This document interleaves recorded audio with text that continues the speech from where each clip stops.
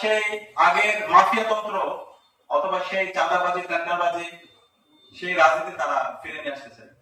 এই ধরনের প্রার্থীদেরকে যেন আমরা লাল কার্ড দেখাই, সে যে হোক, সে যে দলের হোক, যারা আমাদের প্রার্থীরা হবে তারা তাদের অবস্থান পরিষ্কার করবে। শিক্ষা নিয়ে তাদের চিন্তা কি সেটা তারা পরিষ্কার করবে, স্বাস্থ্য নিয়ে তাদের চিন্তা কি সেটা পরিষ্কার করবে, এবং আমাদের তরুণদেরকে নিয়ে তাদের ভাবনা কি, তরুণদের এম্পাওয়ারমেন্ট করা নিয়ে তাদের ভাবনা কি, রাষ্ট্রের এই যে নতুন সংস্কৃতির কথা বলছি সেটা নিয়ে তাদের ভাবনা কি, সেটা যারাই পরিষ্কার করতে পারবে তরুণরা তাদেরকে গ্রহণ করবে।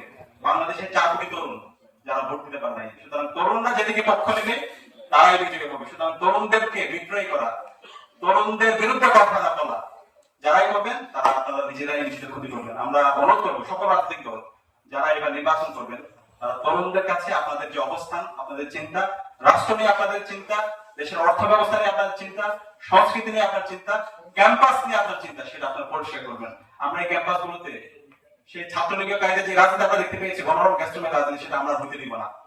আমরা এই ক্যাম্পাস গুলোতে সেই লেজুর ভিত্তিক যে রাজনীতি, সেই রাজনীতি আমরা আর হতে দিব না। আমরা এই ক্যাম্পাস গুলোতে আমরা বিগত ফেস্টিভালে আমলে যে বিশ্ববিদ্যালয়ের ভিসিরা যেভাবে রাজনৈতিক দলগুলোর পেছনে দৌড়াইছে এবং যে শিক্ষক নিয়োগ প্রক্রিয়া মাধ্যমে এখানকার মেধাগুলো ধ্বংস করা হয়েছে, সেটা আমরা হতে দিব না। সুতরাং এই ক্যাম্পাসের স্থিতি অবস্থা, ক্যাম্পাসের গণতান্ত্রিক চর্চা অক্ষুণ্ণ রাখার জন্য যারাই কমিটমেন্ট দিবে ছাত্ররা